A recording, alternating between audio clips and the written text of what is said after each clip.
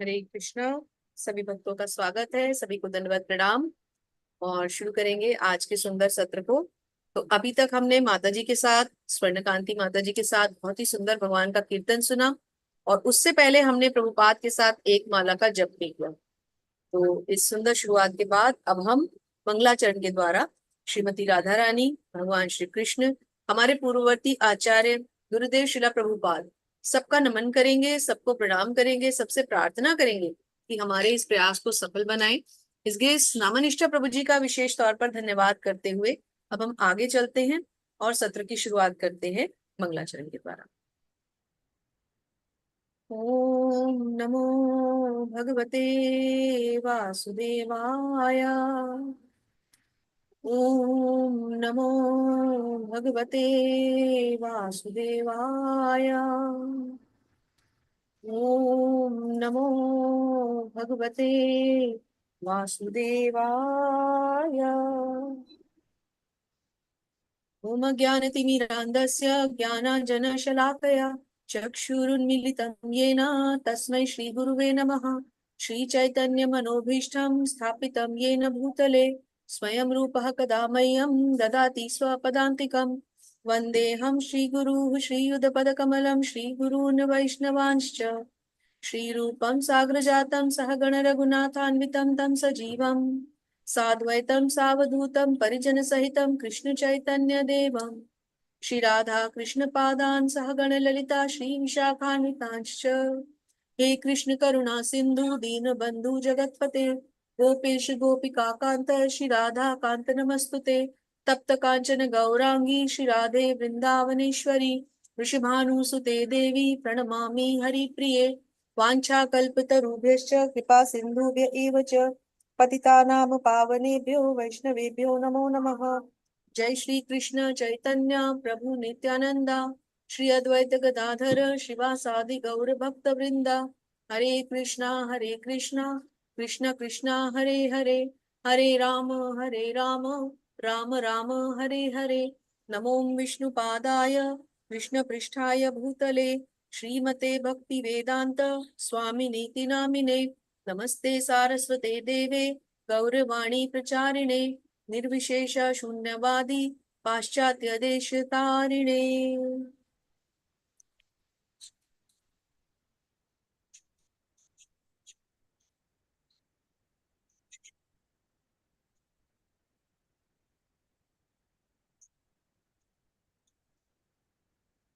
सभी शिक्षा और दीक्षा गुरुओं की जय।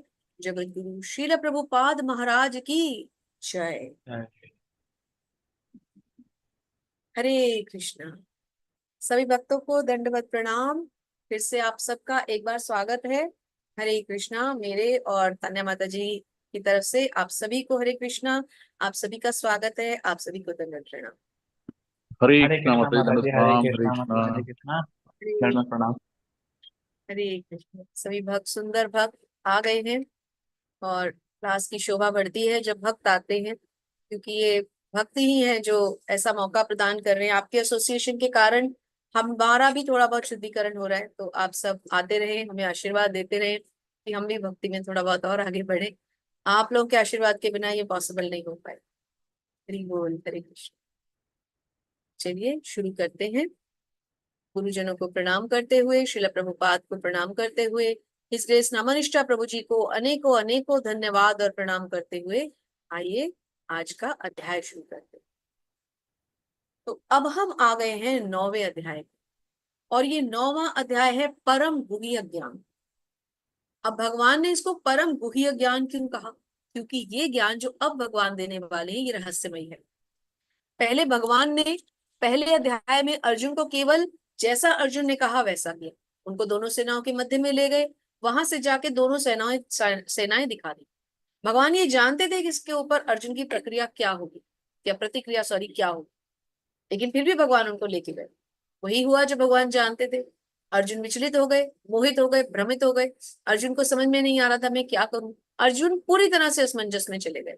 लेकिन उनका भ्रमित या मोहित होना भी कहीं ना कहीं भगवान की लीला ही थी, क्योंकि भगवान ये संदेश आगे देना चाहते थे। भगवान ने क्या कहा है, मैं कब कब आता हूँ, मैं तब तब आता हूँ जब जब अधर्म की प्रधानता होती है और धर्म की पुनः स्थापना का समय आता है। भगवान ने कहा मैं तब तब आता हूँ जब जब मुझे अपने भक्तों का उद्धार करना होता है और दुष्टों का विनाश करना होता है। तो भगवान जानते थे क्या होने वाला है, फिर भी भगवान ने इस प्रतिक्रिया को ग्रहण किया। फिर दूसरे अध्याय में भगवान ने अर्जुन को धीरे धीरे समझाना शुरू किया कि अर्जुन जिनका वध करेंगे वो दरअसल एक्चुअल में कोई शरीर नहीं है जिनकी हत्या से अर्जुन को कोई पाप लगने वाला है। वो तो केवल सॉरी, जिनकी जिनकी हत्या करेंगे वो कोई आत्मा नहीं है जिसका हनन होने वाला है, वो तो केवल शरीर है जो कि ऑटोमेटिकली नश्वर है। आज नहीं तो कल उन शरीरों का अंत होना है और उन शरीरों को अगली योनि में जाना है। भगवान ने देहांतरण की प्रक्रिया समझाते हुए अर्जुन को जो है एजुकेशन देनी शुरू की, उनको शिक्षा देनी शुरू की। फिर तीसरे चौथे पांचवें अध्याय में भगवान ने अर्जुन को निरंतर कर्मों के बारे में समझाया कि ये कर्म जो मनुष्य के साथ जुड़े हुए हैं, जो शरीर के द्वारा हम कर्म करते हैं, ये कर्म किन चीजों से बंधे होते हैं, किस चीज से इन कर्मों की जो हम किस चीज से प्रधानता को एक्सेप्ट करते हुए हम इन कर्मों को करते हैं, वो इनको एक फॉर्म देते हैं, एक शेप देते हैं। वो क्या चीज होती है जो इन्हें डोमिनेट करती है? वो होते हैं प्रकृति के गुण। हम अच्छे कर्म कब करते हैं? जब हम पे सतोगुण का प्रभाव होता है। हम बुरे कर्म कब करते हैं? जब हम पे तमोगुण का प्रभाव होता है। हम एग्रेसिव या बहुत ही अटैकिंग कर्म या बहुत ही सेल्फिश कर्म या जिसे कहते हैं बहुत लालची टाइप के कर्म, इच्छा वाले कर्म, सकाम कर्मी कर्म, ये हम कब करते हैं? जब हम पे रजोगुण की प्रधानता होती है। तो भगवान कहते हैं कि अर्जुन तुम्हें इन गुणों से ऊपर उठना है। इन गुणों से भगवान कहते हैं जो ऊपर उठेगा वो फिर मेरी प्राप्ति करेगा। इसी का प्रमाण भगवान आगे सातवें और आठवें अध्याय में भी दे रहे हैं, भगवत ज्ञान और भगवत प्राप्ति। और बीच में छठे अध्याय में भगवान ने क्या समझाया कि ऐसे कई प्रकार के योग हैं जिनसे भगवान को प्राप्त किया जा सकता है, जैसे कर्म योग, ध्यान योग, ज्ञान योग। लेकिन ये सब स्टेप्स हैं कहाँ जाने के? भक्ति योग को अटेन करने के। और भक्ति योग जो है वो भगवान को प्राप्त करने का योग। तो अल्टीमेटली क्या है, इन स्टेप्स के माध्यम से ऊपर चढ़ते चढ़ते जो जीव है वो भक्ति योग में पहुंचता है और भक्ति योग के द्वारा फिर वो भगवान को प्राप्त करता है। फिर भगवान ने सातवें और आठवें अध्याय में ये ज्ञान दिया कि अब यहां तक तो समझा दिया, अपने ऐश्वर्य दिखला दिए, किस कैटेगरी में भगवान किस तरह से सुप्रीम है। जैसे कि मनुष्यों में भगवान कहते हैं मैं उसका सामर्थ्य हूँ, सूर्य चंद्रमा का मैं प्रकाश हूँ, धरती की मैं सुगंध हूँ, आकाश का मैं ध्वनि हूँ। तो भगवान हर चीज में अपने आप को सुप्रीम मोस्ट कैटेगरी अर्जुन को बता रहे। और इसको और अधिक प्रमाणित करेंगे भगवान कब? 11वें अध्याय में, जब भगवान वो रूप भी अर्जुन को दिखाएंगे। जो कुछ उन्होंने अर्जुन को बताया है उसका प्रमाण हमें मिलेगा 11वें अध्याय में, जबकि भगवान अपना एक्चुअल वो रूप भी अर्जुन को दिखाएंगे। एक्चुअली हमें दिखा रहे हैं भगवान को। अर्जुन को तो भगवान वैसे भी बता सकते थे। फिर इतनी बड़ी गीता कहने की क्या आवश्यकता थी? 700 श्लोक क्यों कहे हमारे लिए? क्योंकि हमें अर्जुन से ज्यादा आवश्यकता है। क्यों? पहली बात, हम कलयुग में हैं। दूसरी बात, भगवान प्रत्यक्ष रूप में हमारे सामने नहीं है। हमें ज्यादा आवश्यकता है। हम ज्यादा निष्क्रिय, हम ज्यादा नीचे हैं, हम गलत आत्माएं हैं, हम खराब लोग हैं। हम लोग सुधर जाएं, हम भगवान को जान सके, इसलिए भगवत गीता कही गई। कालांतर में ये लुप्त ना हो जाए इसलिए भगवान ने रिपीट किया। अब भगवान वो ज्ञान दे रहे हैं। अब कल हमने क्या समझा? 8वें अध्याय में भगवान ने हमें क्या समझाया कि मुझे प्राप्त करने के कितने तरीके। तुम कर्मों को मेरे लिए करो, ये तरीका है। तुम कर्म फल को मुझे अर्पित कर दो, ये तरीका है। तुम अंत समय में मेरा स्मरण कर लो, ये तरीका है। तुम निरंतर सारी उम्र मेरी भक्ति करते रहो, ये तरीका है। कई हमें एग्जाम्पल दिए। फिर प्रभुपाद ने इसको और सिंप्लीफाई किया। कैसे? गुरुदेव ने क्या किया, प्रभुपाद ने क्या किया? प्रभुपाद ने एग्जाम्पल समझाया। एग्जाम्पल्स कैसे दिए? अजामिल का एग्जाम्पल दिया। अजामिल ने क्या किया? सारी उम्र भगवान का नाम नहीं लिया, एंड में नारायण नारायण किया और भगवान आ गए। तो यहाँ से भगवान की करुणा समझ में आती है। भगवान का नाम हम किसी भी दशा में ले रहे हैं, भगवान अपने नाम के द्वारा आ जाते हैं, प्रकट हो जाते हैं। इससे में एक बहुत बड़ी बात समझ में आई कि भगवान का नाम कितना पावरफुल है। क्यों? अब आपके माइंड में क्वेश्चन आ रहा होगा कि भगवान का नाम इतना पावरफुल क्यों है? क्योंकि भगवान और उनका नाम अभिन्न है। भगवान और उनका नाम सेम है। जो पावर भगवान की है, जो पावर श्री कृष्ण की है, वही पावर इस नाम कृष्ण की है। तो कृष्ण कहा या श्री कृष्ण तत्व को समझा, एक ही बात है। तो कितना सिंप्लीफाई हो गया, चैतन्य महाप्रभु ने कितना सिंप्लीफाई कर दिया। ना पढ़े कोई भगवत गीता, अगर ना किसी को पढ़ना आता हो शास्त्र, ना कोई भागवतम पढ़ने के लायक हो, तो क्या करे? कृष्ण कहे, कृष्ण कहते ही कृष्ण तत्व अंदर। यदि हम कहते हैं जल, तो जल एक है जल तत्व और एक है जल जो हम साथ में पी रहे हैं या उसका नाम ले रहे हैं। एक है जल वर्ड और एक है जल तत्व, ऐसे समझिए। ये दोनों अलग अलग है। अगर हम कहते हैं मोबाइल, तो एक है मोबाइल जो दिख रहा है और एक है मोबाइल जिसको हम यूज कर रहे हैं, है तो वही, लेकिन दोनों अलग अलग बातें हो गई। हमने कहा आकाश, आकाश एक शब्द है, लेकिन आकाश क्या है जिसमें ये सब तारे हैं, ये हवा है, सब कुछ अलग अलग है ना दोनों चीजें। लेकिन जब हम कहते हैं कृष्ण, ये वही कृष्ण है जो एक्चुअल में कृष्ण है। इसे नाम मत समझिए, इसीलिए नाम की महिमा बहुत बड़ी है। तो जितनी बार हम हरे कृष्ण कहते हैं एक दूसरे को, जितनी बार हम मंत्र जप करते हैं, जितनी बार हम कृष्णा का नाम लेते हैं, समझ लीजिए कृष्ण हमारे साथ। तो ये गुह्य ज्ञान अब हमें मिलने वाला है इस राज गुह्य योग नामक अध्याय में, इसलिए इसकी बैकग्राउंड समझना बहुत आवश्यक।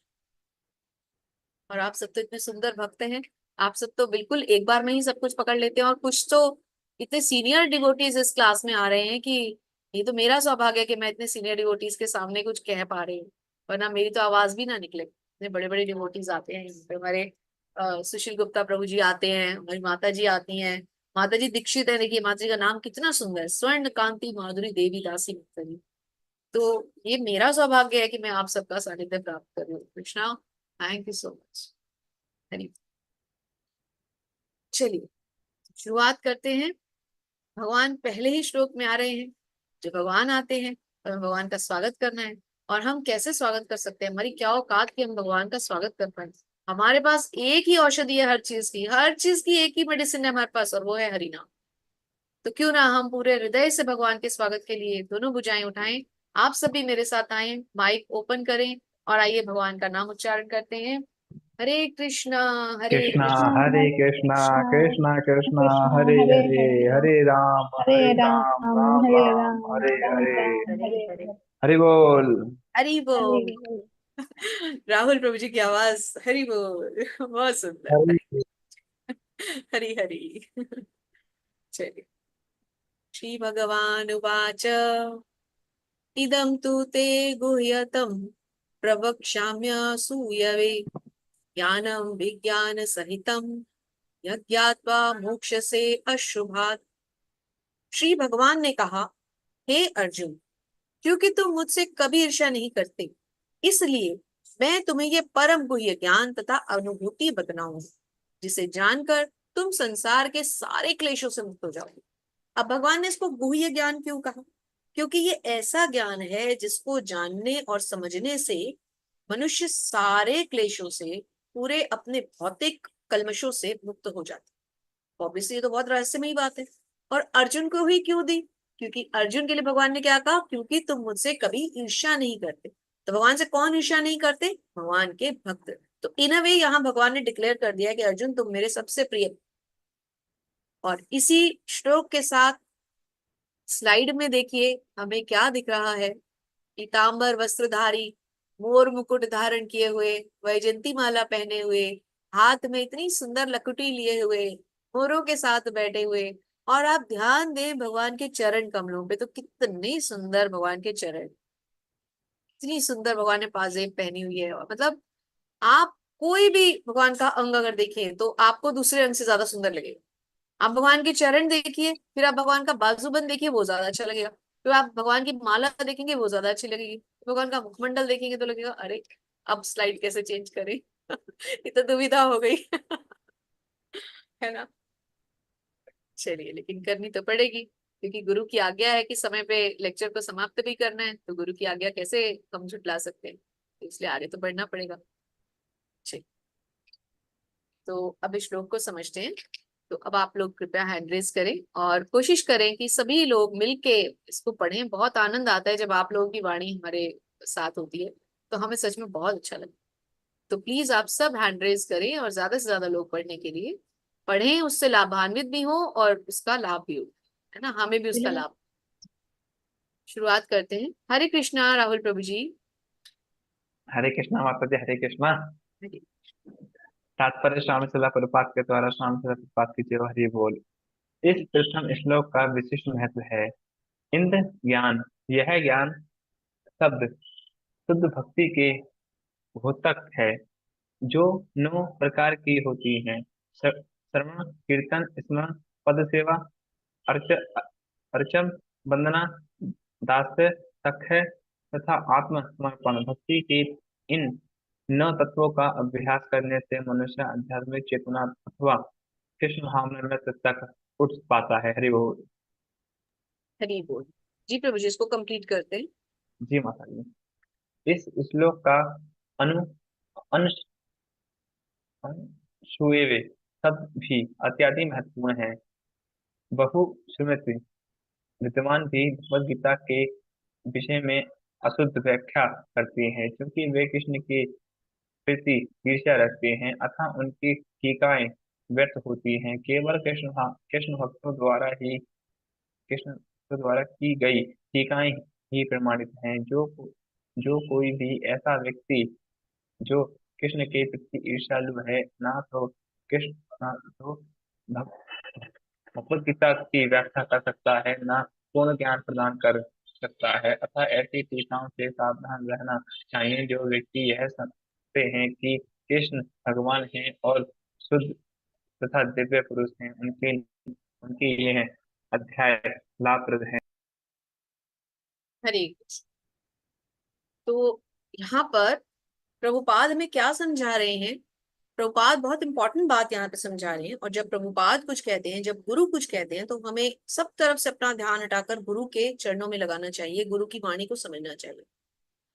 तो प्रभुपाद क्या समझा रहे हैं कि पहली बात, प्रभुपाद ने यहाँ हमें भक्ति के 9 तरह के विधियां बताई। भक्ति जो है वो 9 प्रकार से की जाती है। प्रहलाद महाराज ने बहुत सुंदर श्लोक कहा है और भागवतम में, और यहाँ प्रभुपाद उसी को रेफर कर रहे हैं कि ये 9 प्रकार से भक्ति कैसे होती है। पहला श्रवण, जो अभी हम कर रहे हैं। दूसरा कीर्तन, जो हम जब मंदिर जाते हैं संकीर्तन की तरह करते हैं, जब एक से ज्यादा लोग जुड़ते हैं और भगवान के नाम का उच्च स्वर में उच्चारण करते हैं, तो उसे संकीर्तन कहा जाता है ना। उसके बाद तीसरा स्मरण। एक सेकंड। तीसरा स्मरण। स्मरण क्या है? स्मरण है भगवान को याद करना। जैसे कि प्रहलाद महाराज ने क्या किया? भगवान को हमेशा याद किया, उनका स्मरण किया। अब वो किसी भी परिस्थिति में उससे कोई फर्क नहीं पड़ता। उनके ऊपर कितने कष्ट आए, उनके पिता ने उन्हें कितने कष्ट दिए, उनके पिता ने उन्हें किस तरह की प्रताड़नाएं दी, लेकिन प्रहलाद महाराज का स्मरण कभी कम नहीं हुआ। फिर चौथा है, हम श्रवण और कीर्तन को भी जो एग्जाम्पल्स हैं शास्त्रों से, उनके साथ समझेंगे। अब श्रवण का सबसे बड़ा एग्जाम्पल क्या है? भागवतम। परीक्षित महाराज ने कब भागवतम सुनी? जबकि उन्हें यह पता चला कि उनकी मृत्यु में केवल 7 दिन शेष रह गए। वो चाहते तो उन 7 दिनों में, आज हमें पता चले कि हमारी मृत्यु 7 दिन रह गए, तो हम सबसे पहले क्या करेंगे? अगर हम पेरेंट है तो बच्चों की सिक्योरिटी में लग जाएंगे। अगर हम नवविवाहित हैं तो हम अपने स्पाउस की सिक्योरिटी या उसके साथ टाइम स्पेंड करने में लग जाएंगे।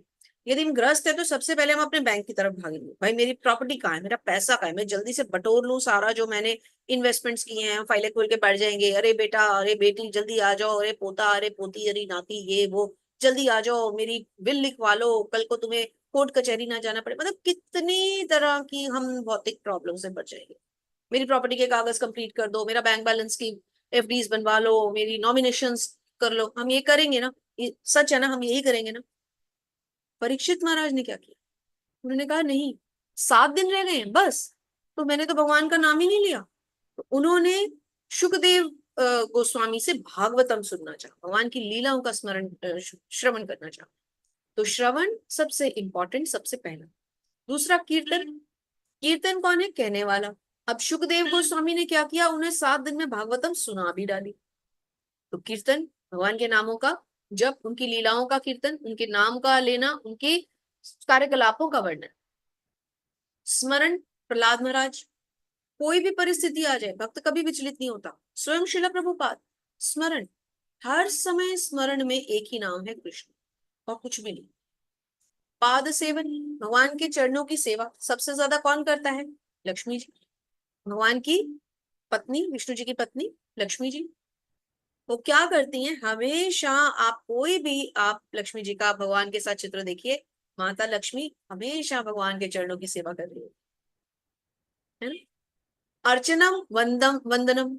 अब अर्चना और वंदना में क्या अंतर है? अर्चना है जो भगवान की हम पूजा करते हैं, और वंदना है जो हम भगवान को सॉरी, अर्चना है जो भगवान को हम नमस्कार करते हैं, और वंदना है जो भगवान की पूजा करते हैं, उसकी विधि, अर्चा विग्रहों की पूजा। तो पृथु महाराज और अक्रूर जी, सबसे ज्यादा प्रार्थनाएं की, सबसे ज्यादा भगवान की वंदना की। फिर दास्य, साख्य और आत्मसमर्पण। अब दास्य का सबसे बड़ा उदाहरण कौन है? ये तो हम सब जानते हैं, भक्त शिरोमणि श्री हनुमान। भगवान के 100% हृदय से दास। आप मेरे स्वामी, मुझे जो कहोगे मैं कर दूं। मोतियों को भी जो तोड़ के देख सकता है कि इस मोती में अगर प्रभु है, इसमें उनका नाम है। श्री हनुमान को कितना विश्वास था कि वो इतना बड़ा समुद्र एक छलांग में लांग। क्या थी प्रभु भक्ति, हर चीज से पहले श्री राम, हर चीज से पहले जय श्री राम। इससे ज्यादा तो दास्य भाव हो ही नहीं सकता। ये तो मतलब चरम सीमा है भाव की, जो हनुमान जी में थी अपने स्वामी के प्रति। साख्य, भगवान की गोपियां, श्रीमती राधा रानी, है ना, भगवान के गोप कुमार, भगवान के श्री दामा, सुदामा, बलदेव महाराज, भगवान के सखा। साख्य गोपियां सबसे ज्यादा, है ना। और ऑब्वियसली अर्जुन, भगवान के सबसे प्रिय मित्र, भगवान के भक्त, भगवान के मित्र, है ना। आत्मसमर्पण, अब आत्मसमर्पण सबसे ज्यादा किसने किया? बलि महाराज। और हमारे प्रभु जी, सुशील प्रभु जी तो सुबह के भागवतम में है आजकल, तो अभी वही प्रसंग चल रहा है। किस प्रकार बलि महाराज जो है, उन्होंने, भगवान ने 3 पग में, भगवान वामन देव के रूप में प्रकट होते हैं और बलि महाराज से कहते हैं कि मुझे तो दक्षिणा चाहिए। बलि महाराज जो है वो बहुत बड़े दानवीर हैं। तो बलि महाराज कहते हैं मांगिए ब्राह्मण देवता, क्या चाहिए? तो कहते हैं मुझे बस थोड़ी सी भूमि दे दो, 2 पग भूमि, 3 पग भूमि। तो बलि महाराज अपने आप तो दुनिया के शासक थे, सबसे बड़े राजा थे उस समय के। तो कहते हैं ठीक है, ले लो, आप ले लो जितनी भूमि चाहिए, नाप लो अपने कदमों से। तो भगवान क्या करते हैं, पहले ही पग में और दूसरे पग में पूरा का पूरा ब्रह्मांड, जिसमें आकाश, धरती और पूरा ब्रह्मांड आ जाता है, 2 कदम के अंदर अपने शरीर को इतना विस्तृत कर लेते हैं भगवान। अब बलि महाराज कहते हैं ये क्या हो गया, अब तीसरा कदम। भगवान कहते हैं बताओ भाई तीसरा कदम कहाँ रखूं, तुमने कहा था 3 पग भूमि दोगे। तो बलि महाराज अपना शीश भगवान के आगे रख देते हैं, बोलते हैं महाराज, मैं, अगर ये सारी संपत्ति मेरी थी तो संपत्ति का जो मालिक है मैं खुद तो बचा हुआ हूं अभी। आप मेरा शीश लीजिए और इस पे अपना तीसरा पग जो है वो रख दीजिए। तो आत्मसमर्पण यानी बलि महाराज। और इन सभी प्रकार की विधियों से जो सबसे उत्तम भक्ति करते थे वो थे अम्बरीश महाराज, जो ये सारी विधियां अपनाते थे और भगवान की उत्तम भक्ति किया करते थे।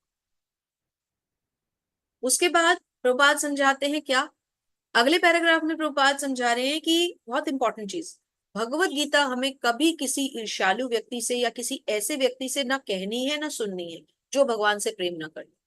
जो भगवान से ईर्ष्या करते हैं उससे भगवत गीता सुनने का तो सवाल ही नहीं उठता। हमें किससे सुननी है? केवल प्रामाणिक सोर्स से। और प्रामाणिक सोर्सेस कौन है?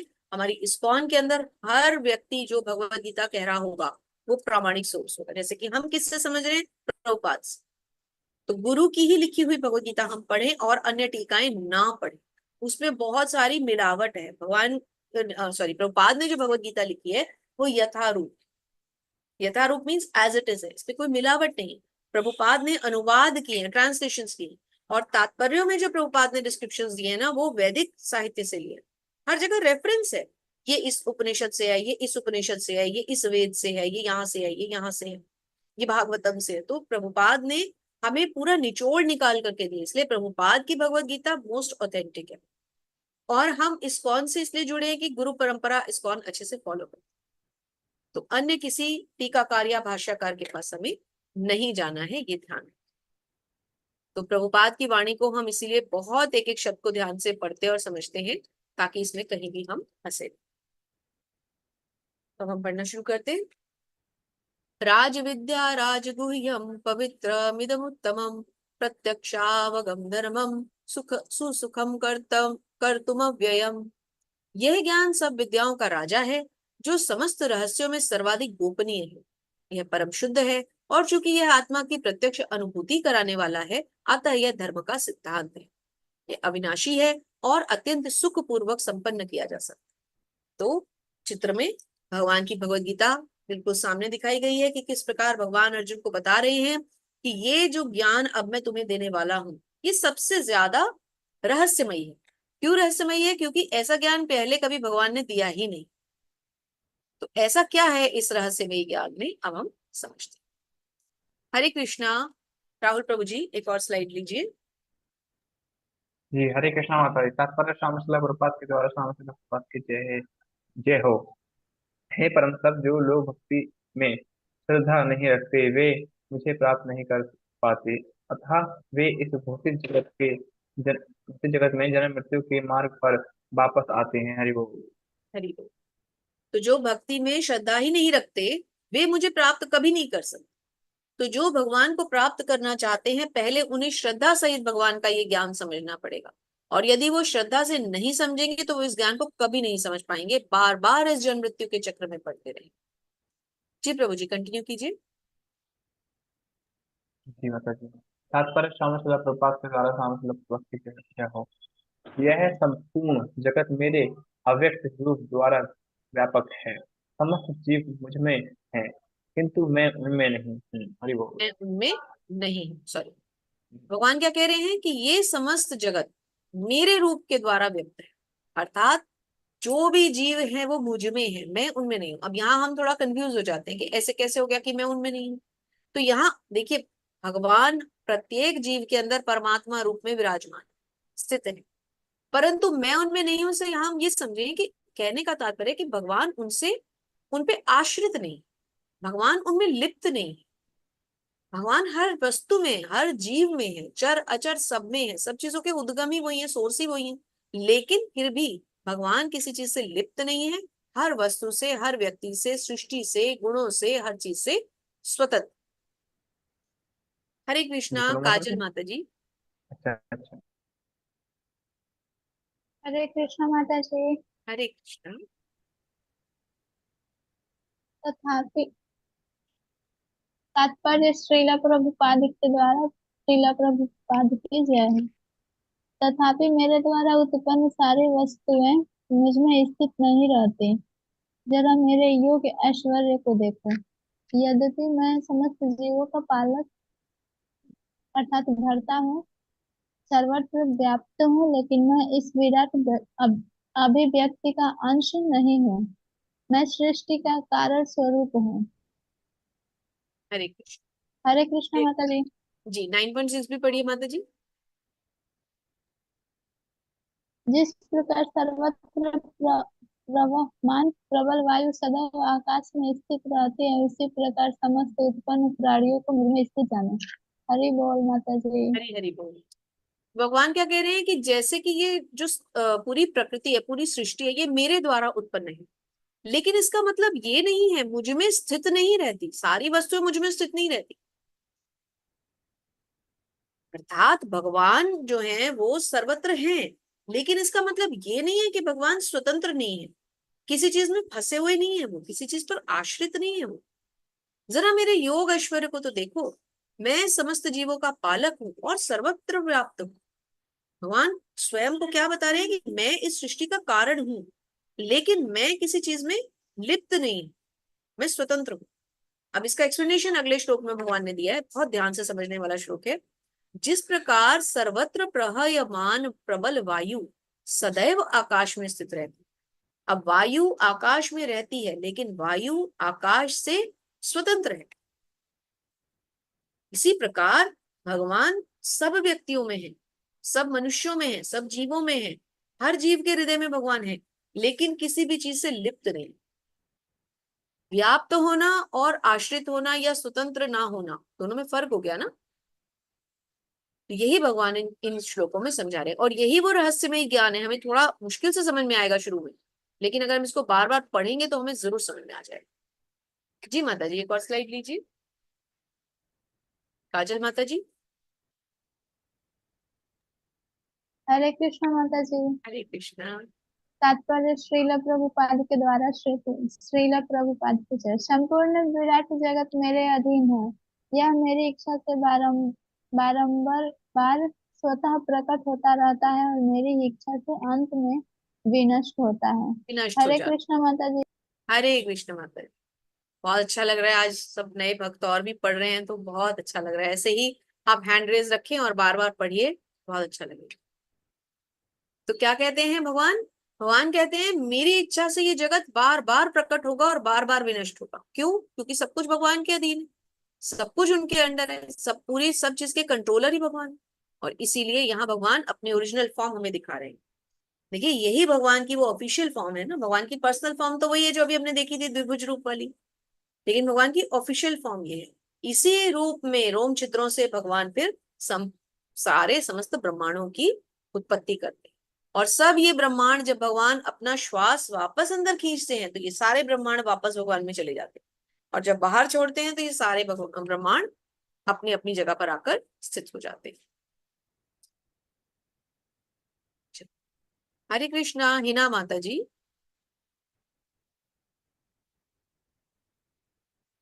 अनम्यूट करें माता जी, तब तक मैं श्लोक पढ़ती हूँ। और ये बहुत इंपॉर्टेंट श्लोक है। प्रभुपाद ने इस 9.10 ये जो श्लोक है इसको बहुत जगह रेफर किया है। भगवत गीता में भी बार बार मिलेगा और भागवतम में तो आपको जगह जगह ये श्लोक मिलेगा। बहुत इंपॉर्टेंट श्लोक है, इसमें बहुत बड़ा रहस्य छुपा है, इसको हमें बहुत अच्छी तरह पढ़ना और समझना है। मयाध्यक्षेण प्रकृति सूयते सचराचरम हेतुनानेन कौन्तेय जगद्वी परिवर्तते। हिना माता जी आप अनम्यूट कर पा रहे हैं? ओके कोई बात नहीं, मैं पढ़ती हूँ, देखेंगे अगर तब तक आप अनम्यूट हो जाएं तो बताइएगा। हे कुंती पुत्र, यह भौतिक प्रकृति मेरी शक्तियों में से एक है और मेरी अध्यक्षता में कार्य करती है। भगवान क्या कह रहे हैं कि भौतिक प्रकृति क्या है? भौतिक प्रकृति भी मेरी एक शक्ति है। भगवान ने 7वें अध्याय में शुरुआत में ही हमें एक चीज बता दी थी, क्या? कि ये भौतिक प्रकृति और मतलब ये आध्यात्मिक जगत और ये भौतिक जगत, ये भौतिक प्रकृति और ये आध्यात्मिक प्रकृति मेरे द्वारा ही उत्पन्न है। भगवान क्या कह रहे हैं कि ये भी मेरी शक्तियों में से एक है और ये मेरी अध्यक्षता में कार्य करती है, जिससे सारे चर और अचर प्राणी उत्पन्न होते। इसके शासन में यह जगत बार बार सृजित और विनष्ट होता है। तो कौन इस जगत को बार बार सृजित करता है और कौन विनष्ट करता है? स्वयं भगवान। हमें क्या लगता है, हम अब तक क्या जानते थे कि नहीं ब्रह्मा जी सृष्टि की रचना करते, मगर सृष्टि के रचयिता कौन है? तो इस समय आपके स्क्रीन पे दिख रहे हैं, सुंदर रूप वाले, मोर मुकुट वाले, पंछी वाले, है ना, हमारे अपने कृष्णा। यही श्री कृष्ण इस सृष्टि की रचना करते हैं और यही इसका विनाश भी करते हैं। और हम क्या करते हैं? हम देवी देवताओं के पीछे भागते रहते हैं और हम समझते हैं कि वो इस सृष्टि को चला रहे हैं। तो मूर्ख कौन है? हम ही तो हैं। भगवान तुम्हें ज्ञान दे रहे हैं, भगवत गीता पढ़ के हमें अब भी समझ में नहीं आएगा तो फिर हम कब समझेंगे? तो चित्रों को साथ साथ देखते जाइए और स्लाइड से उनको रिलेट करते चलेंगे। अवजानन्ति मां मूढ़ा मानुषीं तनुमाश्रितम् परम भावम जानन्तो मम भूत महेश्वरम। जब मैं मनुष्य रूप में अवतरित होता हूँ तो मूर्ख मेरा उपहास करते हैं, वे मुझ परमेश्वर के दिव्य स्वभाव को नहीं जानते। तो भगवान क्या कहते हैं कि जब मैं मनुष्य के रूप में आता हूँ तो कितने नास्तिक लोग होते हैं ना जो क्या कहते हैं, भगवान का मजाक उड़ाओ। देखिए ऐसे लोगों से आप और हम सब मिले हुए हैं। करते हैं ना बहुत कुछ उटपटांग सी मनगढ़ंत सी अपनी हिसाब से कृष्णा को डिफाइन करने की कोशिश करते हैं। कभी उनको कोई ऐतिहासिक कैरेक्टर बताते हैं, कभी कोई मैजिशियन बताता है। उन मूर्खों को ये नहीं पता कि वो स्वयं श्री भगवान है। भाई क्या बोल रहे हो अनाप शनाप। और ऐसे लोगों से हमें ज्यादा समझाना नहीं है। कोशिश करेंगे, प्रयास करेंगे प्रचार करने का, लेकिन अगर उनके दरवाजे बंद है, नास्तिकों के मन के दरवाजे कृष्णा के लिए बंद रहते हैं, वो समझना ही नहीं चाहते, तो छोड़ दीजिए उसे, उनके पीछे नहीं पड़ना। तो ऐसे लोग भगवान कह रहे हैं मेरे दिव्य स्वभाव को कभी नहीं समझ पाते। देखिए चित्र में दोनों तरह के लोग दिखाए, एक वो जो भगवान के भक्त है और एक वो जो भगवान की बात भी नहीं सुनना चाहते। मोघाशा मोघ कर्माणो मोघ ज्ञाना विचेतसः राक्षसी मासुरीं चैव प्रकृति मोहिनी श्रिता। हरे कृष्णा स्वर्णकांति माता जी। माता, जो लोग इस प्रकार मोहग्रस्त होते हैं वे आसुरी तथा नास्तिक विचारों के प्रति आकृष्ट रहते हैं। इस मोहग्रस्त अवस्था में उनकी मुक्ति आशा, उनके सकाम कर्म तथा ज्ञान का अनुशीलन सभी निष्फल हो जाता है। हरे कृष्ण माता। हरे कृष्ण माता जी। भगवान क्या कह रहे हैं कि जो लोग इस प्रकार मोहग्रस्त होते हैं ना, वो आसुरी और नास्तिकता में ही फंसे रहते हैं। अब नास्तिक कौन है? जो भगवान को ना मानता हो। आसुरी प्रवृत्ति क्या है? कि भगवान में श्रद्धा नहीं है, भगवान से प्रेम नहीं है। जैसे कि उस दिन हमने क्या एग्जाम्पल चर्चा की थी कि कंस भी भगवान का निरंतर चिंतन करता है, रावण भी भगवान का निरंतर चिंतन करता है, लेकिन कर किस रूप में रहा है? नेगेटिव रूप में। तो चिंतन से भगवान नहीं मिलते। श्रद्धा और प्रेम से भगवान को। अजामिल ने केवल नाम पुकारा, नारायण, भगवान आ गए, भगवान के दूत आ गए। लेकिन ऐसे ही नाम तो फिर रावण और कंस भी पुकारते हैं, तो हम सोचेंगे भगवान क्यों नहीं आए वहां, भगवान ने उनको दंड क्यों दिया? क्योंकि उनके मन में एक ईर्ष्या छुपी थी। जब अजामिल नारायण कह रहा था तो एक प्यार छुपा था ना अपने पुत्र के प्रति, तो भाव का फर्क हो गया ना। भगवान भाव के भूखे हैं। तो भगवान क्या कह रहे हैं, उनके सकाम कर्म और ज्ञान निष्फल हो जाते। इनके, जो नास्तिक है, जो भगवान में श्रद्धा नहीं रखते, जो उनसे ईर्ष्या करते हैं। महात्मानस्तु मां पार्थ दैवीं प्रकृतिमाश्रिताः भजन्ते न अन्य मनसो ज्ञात्वा भूतादिम अव्ययम। जी माता जी, कंटिन्यू कीजिए। जी माता। हे पार्थ, महामुक्त महामुक्त महात्मा जन देवी प्रकृति के संरक्षण में रहते हैं। वे पूर्णतः भक्ति में निमग्न रहते हैं, क्योंकि वे मुझे आदि तथा अविनाशी भगवान के रूप में जानते हैं। हरि बोल माता। हरि बोल। तो जो भक्त होते हैं, जैसे कि जो नास्तिक होते हैं, जो दुराचारी हैं, जो भगवान से ईर्ष्या करते हैं, भगवान को प्रेम नहीं करते, उनके समझ में भगवान कभी आ ही नहीं सकते।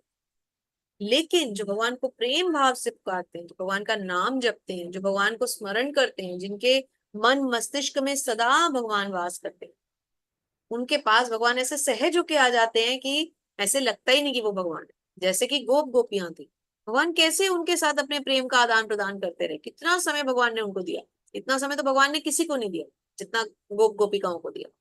क्यों? क्योंकि भगवान उनसे प्रेम करते थे। और भगवान क्यों प्रेम करते थे? क्योंकि एक्चुअली वो भगवान से प्रेम करते थे। अगर आप गोपियों का ही समझे स्वभाव, गोपियां कुछ नहीं चाहती थी, केवल कृष्ण भक्ति चाहती थी। वो चाहती थी बस, वो कृष्ण जो भी करती थी वो कृष्ण के लिए करती थी, उन्हें प्रसन्न करने के लिए करती थी। माखन जब भगवान उनका चुरा लेते थे या मटकी फोड़ देते थे, तो वो यशोदा माँ के पास ताने लेके क्यों जाती थी, बुलाने लेके क्यों जाती थी? ताकि भगवान का वो रोना सा सूरत देख सके, वो लीलाएं देख सके, है ना। तो क्या था उसके पीछे? प्रगाढ़ प्रेम था। सततम कीर्तयन्तो माम यतश्चन्त दृढव्रताः नमस्यन्तश्च मां भक्त्या नित्ययुक्ता उपासते। हरे कृष्णा देवेश प्रभु जी। हरे कृष्णा। हरे कृष्ण माता जी। हरे कृष्ण। ये महात्मा मेरी महिमा का नित्य कीर्तन करते हुए, दृढ़ संकल्प के साथ प्रयास करते हुए, मुझे नमस्कार करते हुए, भक्ति भाव से निरंतर मेरी पूजा करते हैं। हरे कृष्ण। हरे कृष्णा। तो हमें क्या समझ में आ रहा है, यहाँ क्या हो रहा है इस चित्र में? प्रभुपाद जो है वो भगवान का कीर्तन कर रहे हैं। तो देखिए कितना सुंदर दृश्य है कि प्रभुपाद अपने संगियों के साथ भगवान का कीर्तन कर रहे हैं। भगवान क्या कह रहे हैं कि ऐसे महात्मा जो मेरा नित्य कीर्तन करते हैं, मुझे नमस्कार करते हैं, भक्ति से मेरी पूजा करते हैं, वो कौन होते हैं? प्रभुपाद जैसे जो भक्त होते हैं। भगवान क्या करते हैं, फिर भगवान भी उनके साथ प्रेम करते हैं। भगवान भी उस प्रेम को खाली नहीं जाने देते, भगवान भी प्रेम का फिर पूरा आदान प्रदान करते हैं। पिताहमस्य जगतो माता धाता पितामह वेद्यम पवित्रम ओंकार ऋक्साम यजुरेव च। जी प्रभु जी, देवेश प्रभु जी कंटिन्यू करें। मैं इस ब्रह्मांड का पिता, माता, आश्रय तथा पितामह हूँ। मैं ज्ञ, जानने योग्य, शुद्धिकर्ता तथा ओंकार हूँ। मैं ऋग्वेद, सामवेद तथा यजुर्वेद भी हूँ। हरि हरे हरि कृष्ण। बोल। भगवान ने कितना बड़ा रहस्य बता दिया। देखिए इसीलिए इस अध्याय का नाम क्या है, गुह्य ज्ञान। भगवान ने क्या रहस्य बताया है, और भगवान का अब यहाँ रूप देखिए, विराट रूप। भगवान क्या बता रहे हैं कि ब्रह्मांड का पिता भी मैं हूँ, माता भी मैं हूँ, आश्रय भी मैं हूँ, पितामह भी मैं हूँ। मैं ही जानने योग्य हूँ, शुद्धिकर्ता और ओमकार भी मैं हूँ, सभी वेद भी मैं हूँ, ऋग्वेद, सामवेद, यजुर्वेद सब मैं हूँ। यहाँ भगवान अपनी शक्ति हमें बता रहे, अपने ऐश्वर्य हमें दिखला रहे। जी प्रभु जी कंटिन्यू करें प्रभु जी। हरे कृष्ण। 9.18 मैं ही लक्ष्य, पालनकर्ता, स्वामी, साक्षी, धाम, शरण स्थली तथा अत्यंत प्रिय मित्र हूँ। मैं सृष्टि तथा प्रलय, सबका आधार, आश्रय तथा अविनाशी बीज भी हूँ। 9.19 हे अर्जुन, मैं ही ताप प्रदान करता हूँ और वर्षा को रोकता तथा लाता हूँ। मैं अमरत्व हूँ और साक्षात मृत्यु भी हूँ। आत्मा तथा पदार्थ, सत तथा असत दोनों मुझे ही मैं है। मैं है। दोनों मुझ में ही है। हरि बोल। अच्छा, दोनों मुझ में ही। मुझे ही में है लिखा हुआ है, एक ही बात है। हाँ, मुझे ही में है। हरि बोल। भगवान क्या कह रहे हैं? सब कुछ भगवान कह रहे हैं मैं ही हूँ, लक्ष्य भी मैं हूँ, पालन करता भी मैं हूँ, स्वामी भी मैं हूँ, साक्षी भी मैं हूँ। मतलब मैं ही इसका विटनेस हूँ जो कुछ हो रहा है, और मैं ही इस सबको चलाने वाला भी हूँ। मतलब चला भी मैं रहा हूँ और देख भी मैं रहा हूँ। धाम भी मैं हूँ, शरण स्थली भी मैं हूँ। मुझी में सबको आना है और शरण की स्थली भी मैं हूँ, मेरी ही शरण सबको लेनी है। लक्ष्य भी मैं ही हूँ और मैं ही सबका मित्र भी हूँ। सृष्टि की रचना भी मैं ही करता हूँ, प्रलय भी मैं ही लाता हूँ। आधार भी मैं हूँ, आश्रय भी मैं हूँ, और अविनाशी बीज भी मैं हूँ। मतलब बीज क्यों हूँ? क्योंकि मुझे से सब कुछ निकल रहा है। और अविनाशी क्यों हूँ? क्योंकि ना मैं कभी मेरा जन्म होना है, ना मेरी कभी मृत्यु होनी है। मैं ही ताप प्रदान करता हूँ, वर्षा लाता भी मैं ही हूँ, वर्षा रोकता भी मैं ही हूँ। अमरत्व भी मैं हूँ, मतलब जीवन भी मैं हूँ और मृत्यु भी मैं हूँ। और सत असत, मतलब सत मीन्स आत्मा, असत मीन्स पदार्थ, स्पिरिट एंड मैटर, वो भी मैं ही हूँ, दोनों मुझ में। तो फिर बचा क्या? जब स्पिरिट और मैटर दोनों भगवान के अंदर, बचा क्या? एक चीज के दो ही तो पहलू होते हैं, सिक्के के दो ही तो पॉइंट्स, के दो ही तो साइड्स है ना। या तो हेड है या तो टेल है, तीसरी साइड तो है ही नहीं। तो इस पूरे दृश्य जगत में या तो स्पिरिट है, या तो मैटर है, या तो पदार्थ है, या तो अध्यात्म है। तो भगवान क्या कह रहे हैं कि आत्मा भी मैं ही हूँ और पदार्थ भी मैं ही हूँ। देखिए, भौतिक शरीर भी भगवान है और इसके अंदर ये दिव्य आत्मा भी भगवान है। और इसी के साथ भगवान का रूप देखिए, कितना सुंदर रूप। कैसे भगवान गायें चरा रहे हैं और कितना इनोसेंस है फेस पे, गायों के प्रति कितना प्रेम भाव है ना। अब देखते हैं इसमें भगवान क्या समझा रहे हैं। जी, स्वर्ण कांति माता जी, हरे कृष्णा। जी माता जी। जो वेदों का अध्ययन करते तथा सोम रस का पान करते हैं, वे स्वर्ग प्राप्ति की गवेषणा गवेषणा करते हुए अप्रत्यक्ष रूप से मेरी पूजा करते हैं। वे पाप कर्मों से शुद्ध होकर इंद्र के पवित्र स्वर्गिक धाम में जन्म लेते हैं, जहाँ वे देवताओं का साथ आनंद भोगते हैं। हरे कृष्ण माता। हरे कृष्ण माता जी। यहाँ सोमरस शब्द आया तो इससे हमें ये नहीं समझना कि सोमरस अर्थात जो वेदों का अध्ययन करते हैं वो मदिरा पान करते हैं, नहीं। सोमरस हमारे प्रभु जी ने, हमारे हृदय गौरीश्याम प्रभु जी ने भागवतम पढ़ाते समय और भगवत गीता पढ़ाते समय भी हमें कई बार समझाया कि सोमरस जो है ये देवताओं का एक, समझ लीजिए, एक एनर्जी ड्रिंक की तरह है। इसको हमें मदिरा नहीं समझना।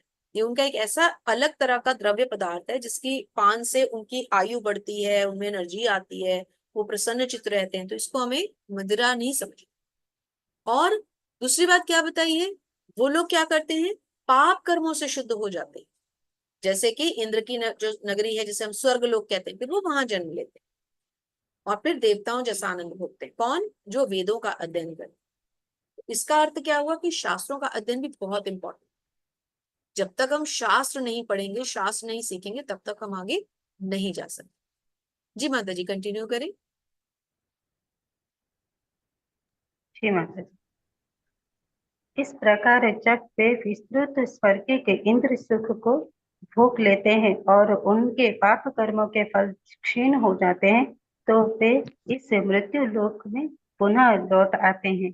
इस प्रकार जो तीनों वेदों के सिद्धांतों में दृढ़ रहकर इंद्र सुख की गवेषणा करते हैं, उन्हें जन्म मृत्यु का चक्र ही मिल पाता है। हरे कृष्ण। हरे कृष्ण। तो ये चक्र जो दिखाया गया है, ये जन्म मृत्यु के चक्र से एक तरह से रिलेट किया गया। एक चक्र जो है, जो घूमता रहता है, यहाँ से चलेगा फिर अपने एंड पॉइंट पे पहुंचेगा, फिर ऊपर जाएगा फिर अपने एंड पॉइंट पे पहुंचेगा। तो जीव का जीवन भी ऐसा चक्र की तरह है। जन्म मृत्यु का चक्र चलता रहता है, जन्म के बाद मृत्यु, मृत्यु के बाद जन्म।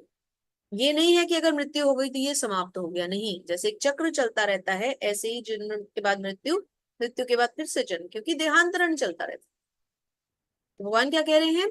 इस प्रकार जब वे विस्तृत स्वर्गीय इंद्र सुख भोग लेते हैं तो उनके पुण्य कर्मों के फल क्षीण हो जाते हैं और मृत्यु लोक में फिर से आ गए थे, जो कि हम बार बार डिस्कस कर रहे हैं, बार बार हम हर चैप्टर में इस बात को डिस्कस कर रहे हैं, चर्चा कर रहे हैं कि हमें अच्छे कर्म और बुरे कर्मों को नहीं करना, हमें कृष्ण कर्म करने। अच्छे कर्म करेंगे, उच्च लोक मिलेंगे, क्षणिक फल खत्म होंगे, वापस मृत्यु लोक।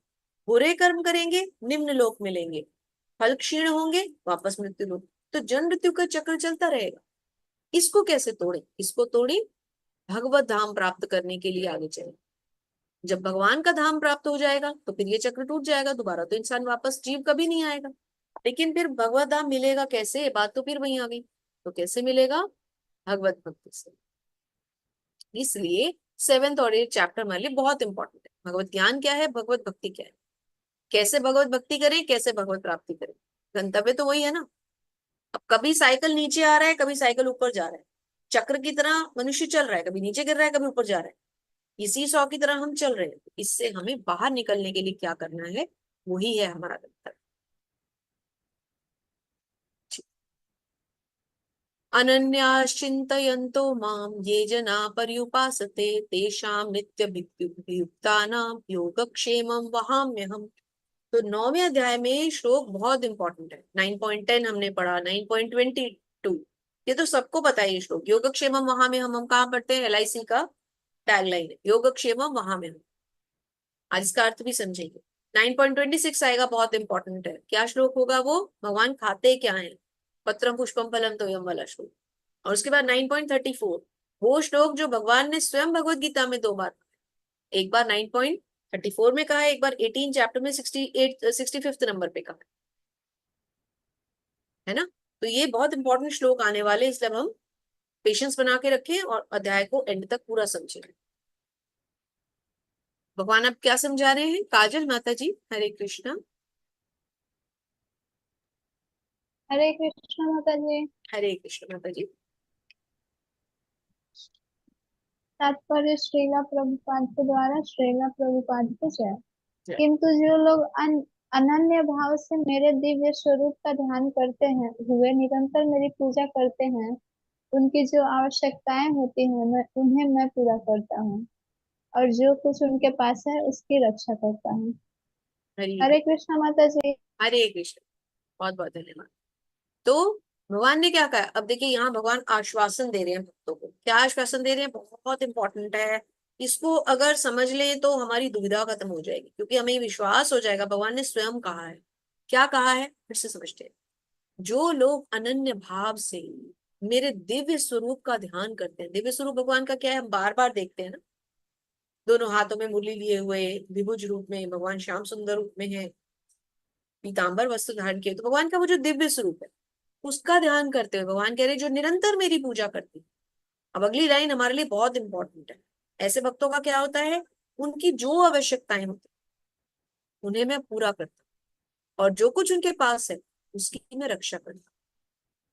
तो मनुष्य के पास जो कुछ भी है उसकी रक्षा कौन करेंगे? स्वयं भगवान।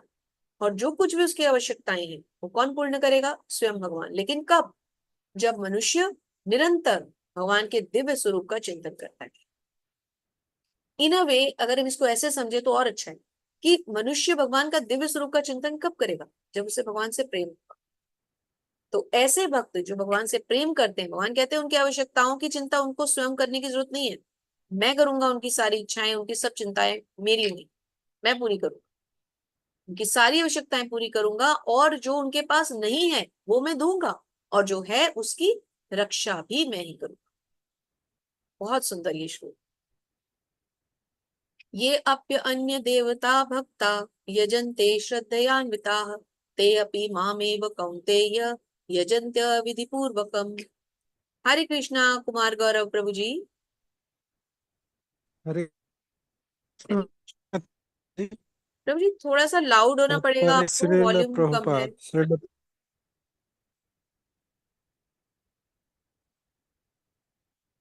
हरे कृष्णा। प्रभु जी की आवाज आ रही है क्या सबको?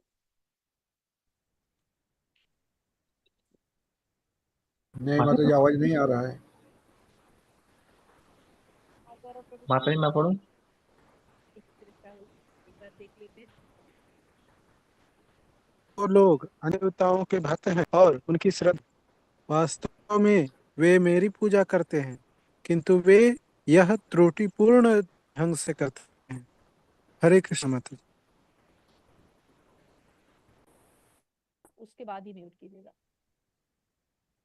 तो भगवान क्या कह रहे हैं, हे कुंती पुत्र, जो लोग अन्य देवताओं के भक्त हैं और उनकी श्रद्धा पूर्वक पूजा करते हैं, तो अगर हम देवताओं की पूजा कर रहे हैं तो इन अ वे क्या कह रहे हैं भगवान, वास्तव में वे भी मेरी ही पूजा करते हैं, लेकिन त्रुटि पूर्वक ढंग से।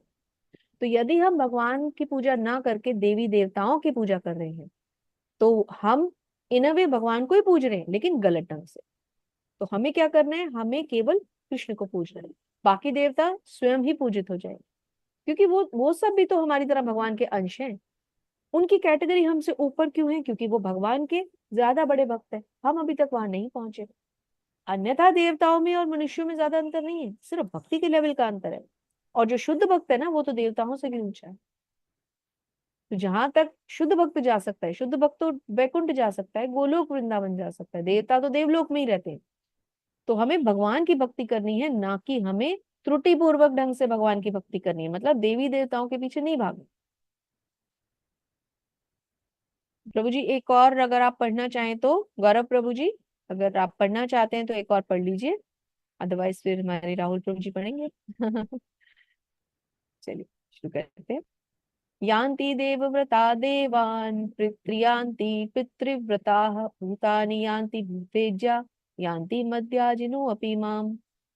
जी राहुल प्रभु जी, हरे कृष्ण। जी मतलब तात्पर्य शाम शिला प्रभात के द्वारा शाम प्रभात के हरि बोल। जो देवताओं की पूजा करते हैं वे देवताओं के बीच जन्म लेंगे, जो पितरों की पूजा करते हैं वे पितरों के पास जाते हैं, तथा जो भूत प्रेत की उपासना करते हैं वे उन्हीं के बीच जन्म लेंगे, और जो मेरी पूजा करते हैं वे मेरे साथ निवास करते हैं। हरि बोल।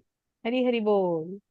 तो 9 चैप्टर गुह्य ज्ञान होने के कारण सारा इंपॉर्टेंट श्लोकों से भरा हुआ है। भगवान क्या कह रहे हैं, जो देवताओं की पूजा करेंगे वो देवताओं के बीच जन्म लेंगे। अब आप चाहें तो देवताओं की पूजा कीजिए, अगला जन्म देवताओं के बीच होगा। जब देवलोक से हमारे अच्छे क्षणिक कर्म खत्म होंगे तो वापस मृत्युलोक में आना पड़ेगा, ये याद रखें। स्वर्ग मिल जाएगा, सुंदर स्वर्ग मिलेगा, हरे हरे पेड़ मिलेंगे, सुंदर नदियां मिलेंगी, फूल पत्ते मिलेंगे, सुंदर सुंदर बाग बगीचे उद्यान मिलेंगे, अच्छा अच्छा भोजन मिलेगा। परंतु भगवान का संग कितना मिलेगा वो डेफिनेट नहीं है। जो पितरों की पूजा करेंगे वो पितरों के पास जाएंगे। तो पितरों की पूजा हम लोग बहुत ज्यादा, हमें पितृलोक के बारे में और पितरों की पूजा के बारे में नहीं सोचना चाहिए।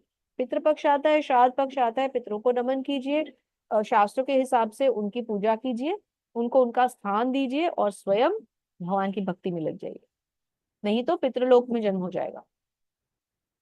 जो जहां की पूजा करेगा ना, मतलब जिसके मन में जिसकी बुद्धि में वो जो होगा वो वहीं जाएगा। तो भाव देखिए कितना इंपॉर्टेंट है। तो जिसके हृदय में भगवान का भाव होगा वो कहाँ जाएगा, भगवान कह रहे हैं जो मेरे बारे में सोचेगा, जो मेरी पूजा करेगा वो मेरे धाम आएगा। इवन भूतों प्रेतों के लिए भी लिखा है, तो ये तांत्रिक वगैरह जो भूतों प्रेतों की पूजा करते हैं, देखिए चित्र के द्वारा बहुत सुंदर समझाया गया है। स्लाइड बनाने वालों को हरी हरी बोल, धन्यवाद प्रणाम। स्लाइड बनाने वालों को देखिए सब कुछ चित्रों के द्वारा समझाया जाता है। तो जो भूतों प्रेतों की पूजा करते हैं तांत्रिक वगैरह, वो फिर उन्हीं के लोक में जन्म लेते हैं। तो भगवत गीता का बहुत इंपॉर्टेंट बहुत सुंदर श्लोक, इससे हमें बहुत बड़ा राज समझ में आएगा कि भगवान क्या खाते हैं। वो गाना भी है ना एक, कौन कहता है भगवान खाते नहीं, तुम यशोदा के जैसे खिलाते नहीं, है ना।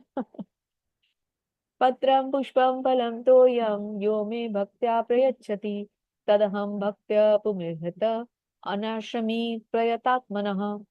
यदि कोई प्रेम तथा भक्ति के साथ मुझे पत्र पुष्प फल या जल प्रदान करता है तो मैं उसे स्वीकार करता हूँ। भगवान ने क्या 4 चीजें बता दी हैं, पत्रम पुष्पम फलम तोयम। पत्र यानी एक तुलसी का पत्र रख दीजिए, तुलसी का पत्ता रख दीजिए। पुष्प, भगवान को थोड़े से फूल अर्पित कर दीजिए। फलम, थोड़े से फल अर्पित कर दीजिए, या तो तोयम जल अर्पित कर दीजिए। लेकिन जो हमारे इस सुंदर स्लाइड में जो चित्र है उसमें जो पुजारी जी हैं वो भगवान को कितना सुंदर भोग अर्पित कर रहे हैं। अब यदि किसी के पास ये सामर्थ्य ना हो तो वो क्या करे। अब एक इंसान है, उसके पास ऐसा सामर्थ्य नहीं है, लेकिन उसके पास भाव होना चाहिए। कभी कभी हम ऐसी सिचुएशन में, सपोज हम ट्रैवल कर रहे हैं, हमारी ट्रैवल ही जाके 40 घंटे की, आप दिल्ली से केरला जाएं ट्रैवल करें, आपकी ट्रेन 40 घंटे लंबी है। आप इंडिया से यूके जाएं, आपको जर्नी में कम से कम 24 घंटे लग जाएंगे। आप इंडिया से पहले कहीं सऊदी में जाकर आपका जो है प्लेन लैंड होगा, फिर वहां से आपने दूसरा आपको एयरक्राफ्ट मिलेगा, बीच में कम से कम ले ओवर टाइम कम से कम 6-6 9-9 घंटे का होता है। आप 24 घंटे चल रहे हैं, आप यहाँ से यूएस जा रहे हैं, डायरेक्ट फ्लाइट ले रहे हैं, आपको तब जाके 24 घंटे में कहीं आप पहुंच रहे हैं। ऐसे नहीं जाते। यदि आप अपने विग्रहों को साथ भी लेके जाएंगे तो एयरक्राफ्ट में तो आपको एयरलाइंस वाले अलाउ नहीं करेंगे कि आप भगवान को भोग भी लगाएं, बैठ के घंटी भी बजाएं, नहीं करेंगे ना, तो क्या करेंगे? ऐसे समय में भाव भक्ति, भाव से भगवान को अर्पित करें। तो हमें ये भाव रोज रखें कि रोज भोग लगाते हुए हमें ऐसा भाव लाना है कि हम भगवान को सुंदर से सुंदर भोग अर्पित कर रहे हैं। लेकिन एक्चुअल में यदि हम नहीं कर पा रहे, हमारा सामर्थ्य नहीं है, तो हम थोड़ा सा पुष्प, भगवान कह रहे तो मुझे एक पुष्प दे दो, एक तुलसी का पत्र दे दो, एक जल का लोटा दे दो, एक फल दे दो, मैं ले लूंगा, बहुत प्यार से स्वीकार करूंगा। लेकिन क्वेश्चन मार्क वो होता है ना स्ट्रेस के बीच में, कोट्स के बीच में, क्या? प्रेम और भक्ति के साथ। जब तक प्रेम नहीं है, जब तक भक्ति नहीं है, तब तक भगवान को कुछ नहीं चाहिए। यत् करोषि यदश्नासि यज्जुहोषि ददासि यत् पश्यसि कौन्तेय तत्कुरुष्व मदर्पणम। हरे कृष्णा। काजल माता जी। हरे कृष्ण माता जी। हरे कृष्णा। पर श्रीला प्रभुपाद के द्वारा, श्रीला प्रभुपाद के द्वारा, हे कुंती पुत्र, तुम जो कुछ करते हो, जो कुछ खाते हो, जो कुछ अर्पित करते हो या दान देते हो, और जो भी तपस्या करते हो, उसे मुझे अर्पित करते हुए करो। हरे कृष्ण माता जी। हरे कृष्ण माता जी। जो भी करते हो, चाहे तुम कुछ खा रहे हो, चाहे तुम कोई दान दे रहे हो, चाहे तुम कुछ भी कर रहे हो, जो भी कर रहे हो उसे मुझे अर्पित करके करो। अब शुरू में हमें क्वेश्चन आया था एक, लेकिन भगवत गीता को ध्यान से पढ़ने का क्या फायदा है? अभी तो हम सिर्फ कुछ ही श्लोकों को यहाँ पर पढ़ पा रहे हैं। जब एक एक श्लोक आप पढ़ेंगे, जब प्रभुपाद द्वारा तात्पर्य पढ़ेंगे ना, आपके सारे डाउट्स क्लियर हो जाएंगे। एक क्वेश्चन हमें आया था शुरू में, आप में से किसने किया था मुझे ध्यान नहीं है, लेकिन एक क्वेश्चन आया था कि मैं अपने सारे कर्मों को जो बार बार आ रहा है भगवान को अर्पित करूं, मैं कैसे करूं? और आप जो स्टूडेंट्स हैं, जो अभी यंग प्रोफेशनल्स हैं, आपके लिए बहुत इंपॉर्टेंट है कैसे करूं। भगवान ने क्या बताया? जो कुछ भी तुम करो उसे मुझे अर्पित करते करो। दान कर रहे हो, भोजन कर रहे हो, कोई काम कर रहे हो, ऑफिस जा रहे हो, कोई भी काम कर रहे हो, अपने माता पिता की सेवा कर रहे हो, कुछ भी कर रहे हो, उसको मुझे अर्पित करते करो। तो इसका मतलब जो भी कर्म हम करें वो हम ये सोच के करें कि ये कर्म मैं कृष्णा के लिए कर रहा हूँ या कर रही हूँ, अपने लिए सोच के नहीं करें। क्योंकि ना हम किसी कर्म के कर्ता हैं, ना हम किसी कर्म के भोक्ता हैं। एक सेकंड, बहुत सुंदर श्लोक है इस अध्याय के। समो अहम सर्वभूतेषु न मे द्वेषो अस्ति न प्रियः ये भजन्ति तु मां भक्त्या मयि ते तेषु चाप्यहम्। क्या कहते हैं भगवान? हरे कृष्णा। स्वर्णकांति माता जी। जी माता जी। मैं ना तो किसी से द्वेष करता हूँ, ना ही किसी के साथ पक्षपात करता हूँ। मैं सबों के लिए समभाव हूँ, किंतु जो भी भक्ति पूर्वक मेरी सेवा करता है वो मेरा मित्र है, मुझ में स्थित रहता है और मैं भी उसका मित्र हूँ। हरि मित्र बोल हूँ। माता। हरि बोल। अब भगवान ने बिल्कुल इसका सार निचोड़ निकाल करके दे दिया है कि ये गुह्य ज्ञान क्या था मेरा, कि मैं किसी से द्वेष नहीं करता, ना किसी के साथ पक्षपात करता हूँ। चाहे कोई मुझसे प्रेम करे, चाहे कोई मुझसे प्रेम ना भी करे, मैं पक्षपात नहीं करता। भगवान कोई बायस्ड नहीं है कि भगवान असुरों का सिर्फ संहार ही करेंगे, भगवान भक्तों से सिर्फ प्रेम ही करेंगे। भगवान कह रहे मैं बिल्कुल संभाव हूँ। बहुत बड़ा शब्द है ये भगवत गीता का, संभाव। इसको हमें बहुत अच्छी तरह से समझना है, जीवन में भी इसको लाना है, संभाव को। समभाव, एक जैसा भाव सबके लिए। किंतु जो भक्ति पूर्वक ढंग से मेरी सेवा करेगा, भगवान ने क्या कहा है, वो मेरा मित्र है। Krishna my best friend. और कृष्णा उसको कह रहे हैं you are my best friend. अगर तुम मेरी भक्ति अच्छे से कर रहे हो, अगर तुम भाव के द्वारा मेरे साथ जुड़े हो, तो फिर तुम मेरे फ्रेंड हो। You are my best friend then. और वो मुझ में स्थित रहता है और मैं उसका मित्र हूँ। कितनी बड़ी बात है, मतलब भगवान हमारे मित्र भी बन सकते हैं सच में, ये तो बहुत बड़ी बात है। लेकिन इसके लिए करना क्या है? भगवान से प्रेम करना है बिना किसी द्वेष के, बिना किसी मैल के, पूरी तरह से हृदय शुद्ध होना चाहिए, भगवान के साथ कोई द्वेष नहीं रखो, कोई ईर्ष्यालु भाव ना हो, बस एक ही भाव हो कि बहुत सारा प्रेम, जैसे एक माता करती है ना अपने पुत्र से, ऐसा प्रेम हमें भगवान से करना है। फिर देखिए भगवान अपने आप हमारे मित्र बन जाएंगे। अपि चेत्सु दुचारा चारा सॉरी अपि चेत्सु दुराचारो भजते मामन्य भाक साधुरेव समन्त्यव्य सम्यग्य वसितो हि सह। हरे कृष्णा देवेश प्रभु जी। हरे कृष्णा।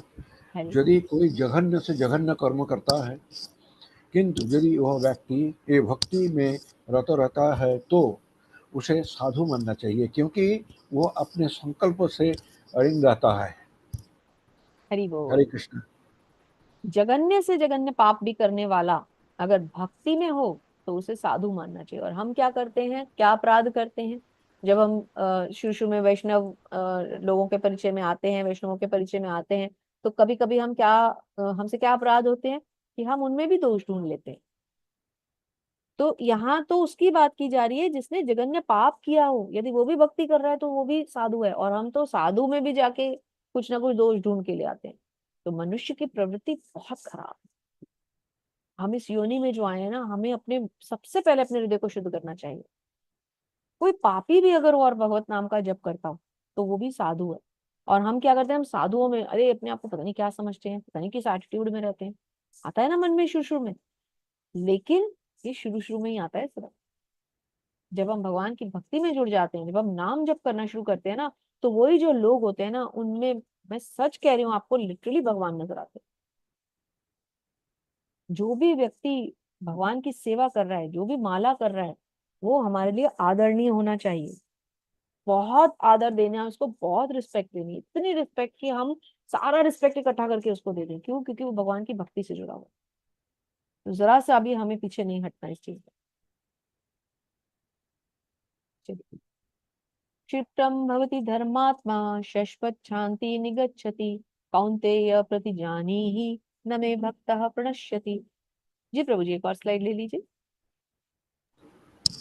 यह दुरंत धर्मात्मा बन जाता है और स्थायी शांति को प्राप्त होता है।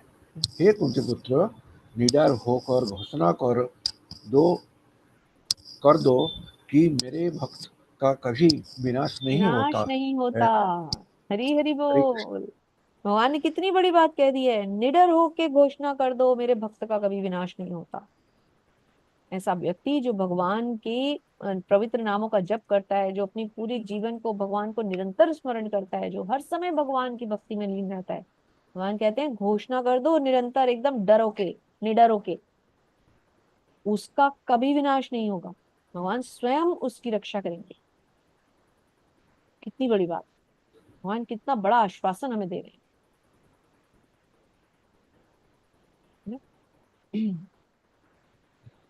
माम ही पार्थ व्यपाश्रित्य ये अतिस्यु पापयोनयः स्त्रियो वैश्यास्तथा शूद्रा अस्ते पिया अंति परांगतिम। हरे कृष्णा, दंडवत प्रणाम सुधीर प्रभु जी। हरि हरि बोल। हरे कृष्णा, दंडवत प्रणाम माता जी। हरे कृष्णा प्रभु जी। प्रभु जी आप पढ़िए प्लीज। भगवान कह रहे हैं, हे पार्थ, जो लोग मेरी शरण ग्रहण करते हैं वे भले ही निम्न जन्मा स्त्री, वैश्य यानी व्यापारी, तथा शूद्र यानी श्रमिक ही क्यों न हो, वे परम धाम को प्राप्त करते हैं। हरे हरि हरि बोल। हरे कृष्ण। प्रभु जी हमारी भागवतम क्लास में आते हैं, बहुत सीनियर डिवोटी हैं, बहुत सौभाग्य है प्रभु जी आ जाते हैं हमारी क्लास में, तो धन्यवाद प्रभु जी, बहुत बहुत धन्यवाद। हरि बोल। बहुत अच्छा लगता है प्रभु जी, बहुत संतुष्टि मिलती है आपको देख के। हरि बोल। तो जो लोग मेरी शरण ग्रहण करते हैं वे भले ही निम्न जन्मा हो, स्त्री हो। अब स्त्रियों को यहाँ पे आपत्ति होती है, मुझे भी हुई थी, आप में भी, माता को जरूर, माता जी को आपत्ति होगी कि ये निम्न जन्मा वैश्य के साथ, शूद्रों के साथ स्त्री को क्यों मिलाया। तो मुझे भी शुरू में इस पे बहुत आपत्ति थी कि स्त्री को बीच में क्यों मिलाया। तो स्त्री को बीच में इसलिए मिलाया कि शास्त्रों के अनुसार कहीं ना कहीं स्त्रियों में थोड़ी सी बुद्धि कम होती है, और यदि हम अपना एनालिसिस करें तो ये बात सच है, होती है। बात को ना छुपाना, थोड़ा ज्यादा बोलना, थोड़ा सा रहस्य को रहस्य ना रखना, है ना। लेकिन लेकिन बट इस पे हमें निम्न नहीं फील करना, हमें हीन नहीं फील करना। भगवान ने सबसे ज्यादा प्रेम किसको दिया? वो स्त्री थी। कौन? श्रीमती राधा रानी। भगवान ने सबसे ज्यादा लीलाएं किसने की? किसने भगवान के लिए छड़ी उठाई? कौन थी? स्त्री थी, यशोदा मैया। भगवान ने जन्म किसके गर्भ से लिया? प्रत्यक्ष या अप्रत्यक्ष रूप में? कौन थी? स्त्री थी, देवकी मैया।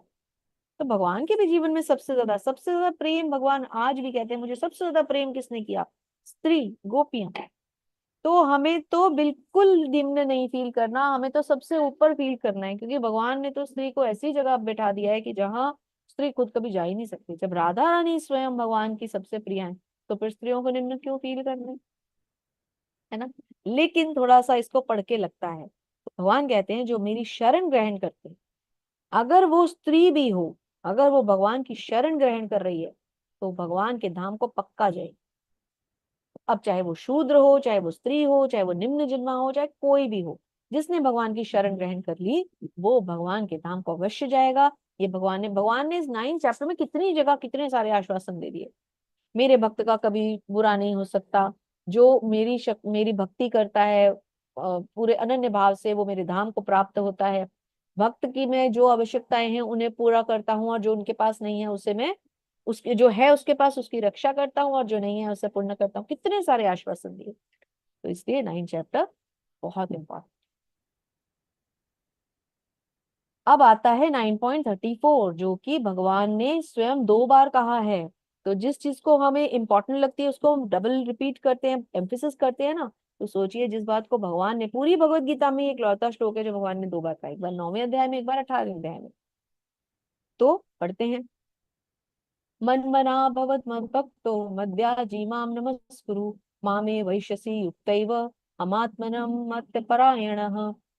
हरे कृष्णा। प्रभु जी एक बार और, सुधीर प्रभु जी पढ़िए प्लीज। हरे कृष्णा। हरे कृष्ण। अपने भगवान कह रहे हैं, अपने मन को मेरे नित्य चिंतन में लगाओ, मेरे भक्त बनो, मुझे नमस्कार करो और मेरी ही पूजा करो। इस प्रकार मुझ में पूर्णतया तल्लीन होने पर तुम निश्चित रूप से मुझको प्राप्त करोगे। हरे कृष्ण। हरे कृष्ण। भगवान क्या कह रहे हैं? अपने मन को मेरे चिंतन में लगाओ, मेरे भक्त बनो, मुझे नमस्कार करो, मेरी पूजा करो। जब पूरी तरह से तुम मेरे अंदर तल्लीन हो जाओगे, तो फिर भगवान फिर आश्वासन दे रहे हैं कि तुम निश्चित रूप से मुझे प्राप्त करोगे। इसीलिए इस अध्याय को भगवान ने गुह्य ज्ञान कहा है, क्योंकि भगवान ने इसमें हमें बार बार आश्वासन दिए, हमें ये फिक्स करके बताया कि अगर तुम ऐसा ऐसा करोगे, अगर तुम मेरी भक्ति ठीक से करोगे, मुझे नमस्कार करोगे, मेरे ध्यान में निरंतर बने रहोगे, तो फिर तुम पक्का मुझे प्राप्त करोगे, निश्चित रूप से मुझे प्राप्त करोगे। इस आश्वासन के साथ भगवान के सुंदर अध्याय को हम समाप्त करते हैं, लेकिन उससे पहले प्रभुपाद के कुछ शब्द सुने। तो एक पैराग्राफ, राहुल प्रभु जी, हरे कृष्ण, पहला पैराग्राफ ले लीजिए। जी माता जी, तात्पर्य स्वामी श्रील प्रभुपाद के द्वारा स्वामी श्रील प्रभुपाद की जय हो। इस श्लोक में स्पष्ट है कि इस भौतिक जगत से छुटकारा पाने का एकमात्र साधन कृष्ण भावना में है, लेकिन कृष्ण तत्व को न जानने के कारण भाग्यकार कृष्ण को पिछाते छिपाते हैं और उनको उनको उनके मन या शरीर से पृथक बनाते हैं। यद्यपि यह कृष्ण तत्व के प्रति निहित अज्ञानता है, किंतु कुछ लोग जनता को भ्रमित करके धन कमाते हैं। हरि बोल। हरि बोल। तो इस श्लोक से क्या स्पष्ट समझ में आ रहा है हमें? कि कृष्ण तत्व को ना जानने के कारण भाष्यकार श्री कृष्ण को छुपाते हैं और उनके मन और शरीर से पृथक बताते हैं। और यद्यपि ये कृष्ण तत्व, देखिए, जो इसको नहीं समझता उसका तो हम कुछ नहीं कर सकते, लेकिन जो इसको समझता है उसके लिए हम क्या कर सकते हैं? जो अभी हमने पढ़ा, हमें उसको नमस्कार करना चाहिए। लेकिन जो नहीं समझता उसके पीछे हम ज्यादा नहीं जा सकते, क्योंकि प्रभुपाद तो किसी को भी कन्वर्ट कर सकते थे, लेकिन वो शक्ति सब में थोड़ी ना है। प्रभुपाद ने तो हिप्पीज को जो है कृष्ण भक्त बना दिया, हम में वो शक्ति नहीं है। तो हम वहां अपना समय व्यर्थ ना करें, आगे चलें, कोई और भक्त मिलेगा, कोई और ऐसा व्यक्ति मिलेगा जो भक्ति में बढ़ सकता है, उसको प्रचार करें। हरे कृष्णा काजल माता जी, सेकंड पैराग्राफ ले लीजिए। हरे कृष्ण माता जी। हरे कृष्ण। अतः मनुष्य को कृष्ण के आदि रूप में मन को स्थिर करना चाहिए। उसे अपने मन में यह दृढ़ विश्वास करके पूजा करने में प्रवृत्त होना चाहिए कि कृष्ण ही परम है। कृष्ण की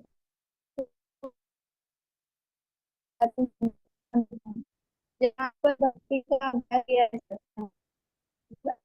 ऐसा तो मनुष्य चाहिए उस अच्छे हरे कृष्णा माता जी, थोड़ी सी आवाज ब्रेक हो रही है, थोड़ा सा जहाँ पहले थे उसी पॉइंट पे आए, शायद आप थोड़ा सा पोजीशन चेंज हुई है आपकी। एक बार पढ़िए, जब ऐसा अभ्यास हो रहा हो, यहाँ से पढ़िए। हरे कृष्ण। नहीं जब माता जी, जब ऐसा वॉइस। अभ्यास हो हाँ रहा हो हाँ, पढ़िए पढ़िए, ठीक जब ऐसा अभ्यास हो रहा हो तो मनुष्य को चाहिए कि कृष्ण को नमस्कार करें। उसे अर्च विग्रह के समक्ष नतमस्तक होकर मनसा वाचा कर्मणा हर प्रकार से प्रवृत्त होना चाहिए। इससे वह कृष्ण भाव में पूर्णतः तल्लीन हो सकेगा। इससे वह कृष्ण लोक को जा सकेगा। उसे चाहिए कि कपटी भाष्यकारों के बहकावे में न आए। उसे श्रवण कीर्तन आदि नवोद्धार भक्ति में प्रवृत्त होना चाहिए। शुद्ध भक्ति मानव समाज की चरम उपलब्धि है। है। हरि बोल माता जी। हरि बोल, हरे कृष्णा। तो सबसे पहले क्या समझाया भगवान ने, कि भगवान प्रभुपाद ने, कि भगवान के आदि रूप में उनका स्मरण करना चाहिए, जो हम उनका द्विभुज रूप बार बार देख रहे हैं। और इतने सारे मंदिर हैं भारतवर्ष में, क्यों ना हम अर्च विग्रहों का जाके दर्शन करें।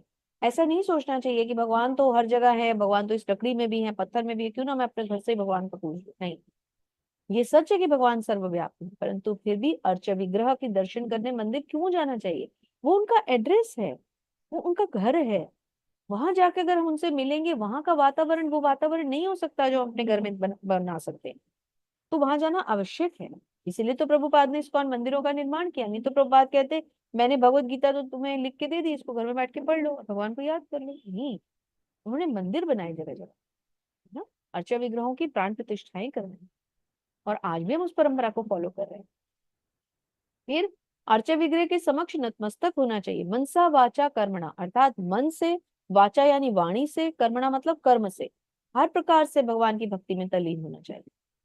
और जो भक्त श्रवण कीर्तन या नवदा भक्ति के बाकी अंगों के द्वारा भगवान की पूजा करता है, ये समझ लीजिए कि ये शुद्ध भक्ति की शुरुआत है। यदि कोई शुद्ध भक्ति में जाएगा तो फिर वो ये सब करेगा।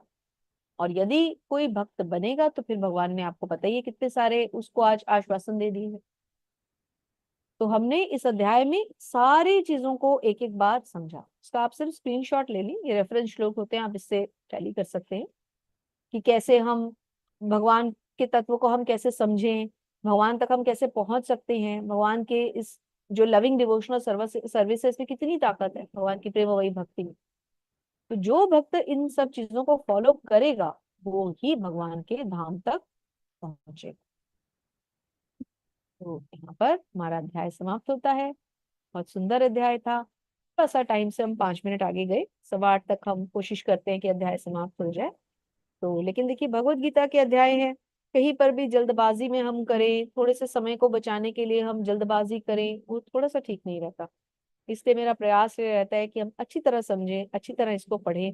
और जब तक हमें समझ ना आए तब तक हमें हमें केवल रीडिंग मात्र के लिए तो पढ़ना है नहीं, है ना। भगवत गीता पढ़ रहे हैं, कोई टेक्स्ट बुक तो है नहीं कि हमारा एक टारगेट है कि हमें इतने समय में खत्म करना है।